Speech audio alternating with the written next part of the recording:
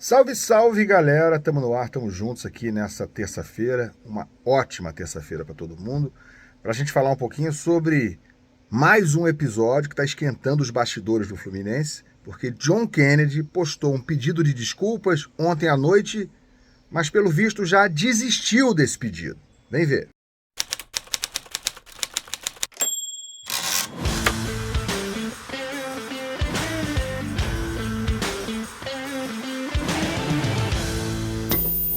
Paulinho procurou, colocou e gol!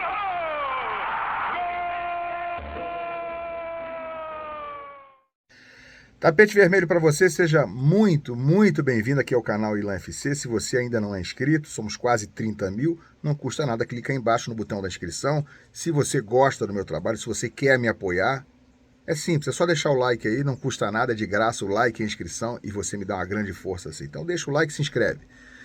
Bom, gente, que situação do Fluminense, hein, cara? 2 vitórias nos últimos 10 jogos, 3 vitórias nos últimos 13, vem de 2 atuações absolutamente vergonhosas em sequência contra o Cerro Porteño no empate fora de casa que caiu do céu porque a atuação foi péssima, o resultado foi muito melhor do que a performance. E no jogo contra o Corinthians, dá para dizer a mesma coisa. O Fluminense perdeu de 3 e, incrivelmente, dá para dizer que poderia sair, entre aspas, contente com o resultado, porque poderia ter sido muito pior. O Corinthians teve chance de fazer 5, fazer 6, perdeu só de 3-0. Olha só como é que eu tô. Olha que fase do Fluminense. Perdeu só de 3-0 em São Paulo, numa atuação que poderia realmente ter sido desastrosa em relação a um resultado histórico. Já foi um vexame o 3-0, mas poderíamos estar falando aqui de um 5-0, 6-0, etc. E tem muito a ver, como já andei dizendo por aí, né? Já disse aqui nos vídeos anteriores, tem a ver não apenas com escalação, não apenas com atuações individualmente sofríveis, né, com jogadores rendendo menos que o esperado, com a parte física que parece precária, os jogadores do Fluminense parecem correr menos que os adversários, mas também com a parte coletiva. E esse fator coletivo, a meu ver, tem muito a ver com a filosofia de jogo do técnico Fernando Diniz, né, que tem que encontrar alternativas, está num beco sem saída, está encurralado, e eu diria a vocês, está nas suas últimas chances de fazer isso. Porque o Fluminense joga nessa quarta-feira contra o Sampaio Corrêa, joga amanhã em Cariacica, no Espírito Santo, o time está treinando agora pela manhã e viaja à tarde, e no próximo sábado tem um desafio duríssimo pelo Campeonato Brasileiro contra o Atlético Mineiro, que é um dos melhores times do campeonato. O Fluminense tem obrigação absoluta de ganhar do Sampaio Corrêa, Copa do Brasil, um time da Série C, e, obviamente, vai estar pressionado a não fazer vergonha contra o Atlético sábado, né, gente? Não é porque o Atlético hoje é um time qualificado, está entre os principais do brasileiro, que o Fluminense pode perder tranquilamente. Longe disso. O Fluminense também é um time hoje protagonista no nosso cenário. É o campeão da Libertadores. Então tem as suas obrigações e é mandante no jogo de sábado.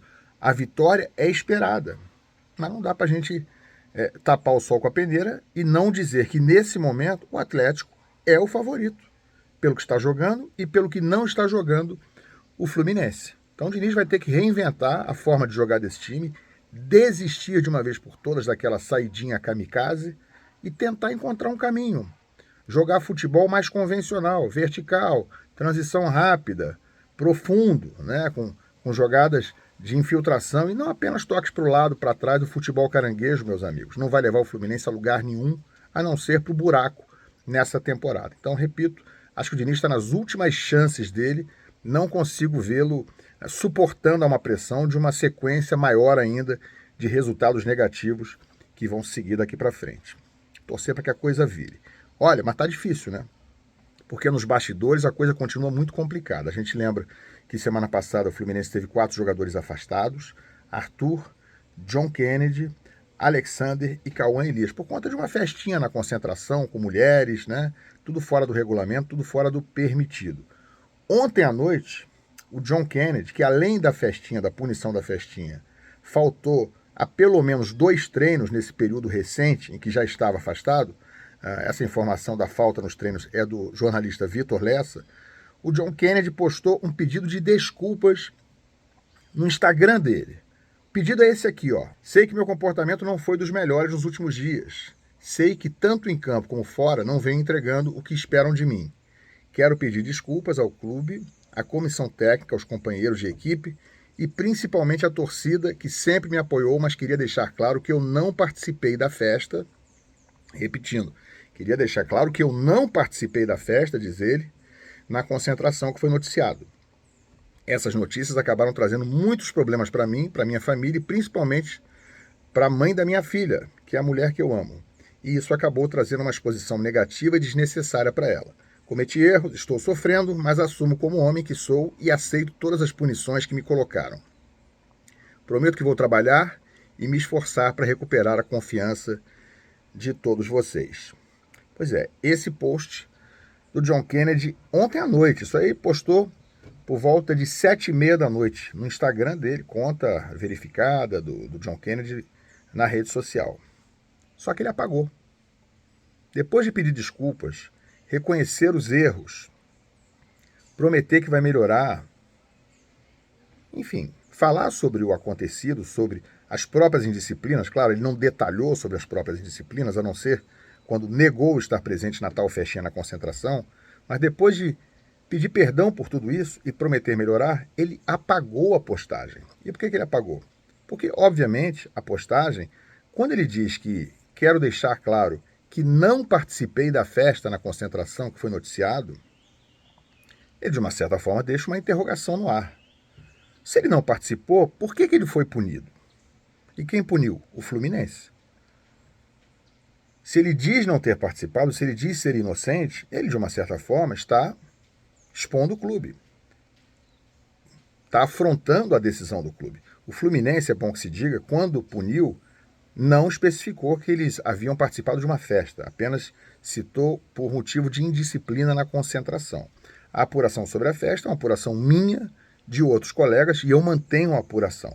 John Kennedy estava presente e participou sim da movimentação envolvendo a vinda de pessoas de fora, de mulheres, né? Participou de uma forma ou de outra, pode ter participado mais ou menos que outros, mas ele estava presente nessa armação que foi feita, porque inclusive a festa foi feita num andar diferente da onde o Fluminense estava concentrado, os jogadores tiveram que ir para um apartamento num outro andar. Então essa negativa do John Kennedy, ela, de uma certa forma, expõe o clube. Diz o seguinte, olha, faltei aos treinos, estive aí numa noitada recentemente, onde apareceu um vídeo rolando aí pela internet, e realmente eu estava lá, mas na festa que gerou toda a punição, gerou toda essa situação de eu estar afastado, que o clube alega eu ter participado para ser punido, nessa festa eu não estava.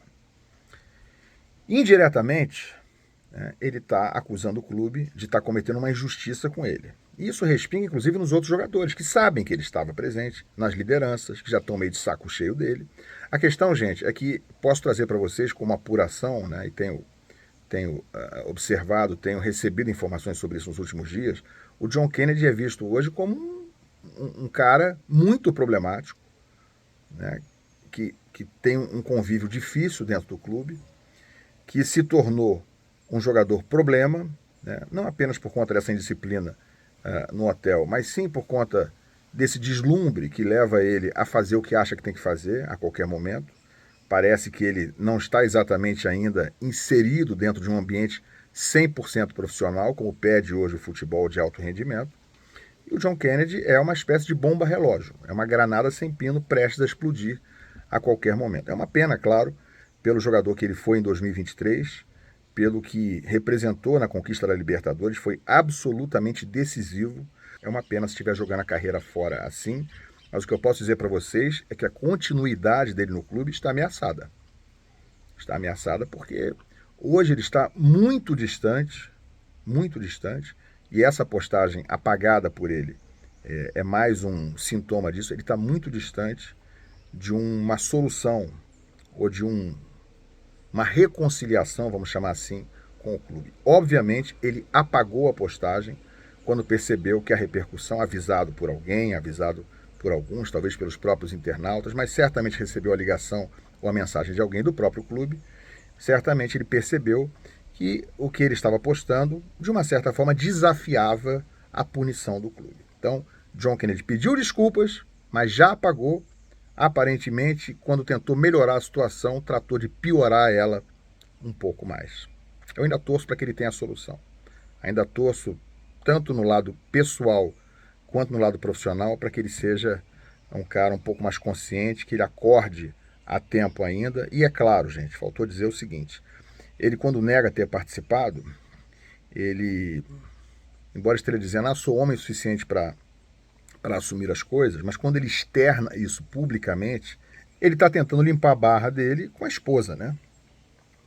Com a mulher que ele diz amar, que tem filha, que tem uma filha com ele, e que, obviamente, pessoalmente, foi quem mais foi atingida com essa notícia, com essa apuração, que saiu em todos os lugares, com a punição, de que ele estava sendo afastado por ter participado de uma festa com mulheres, que naturalmente não era com a mulher dele, mas com outras mulheres de fora. Então ele está tentando limpar a barra com a esposa, tentou fazer isso com o Post, mas claro, sujou a barra um pouco mais com o clube.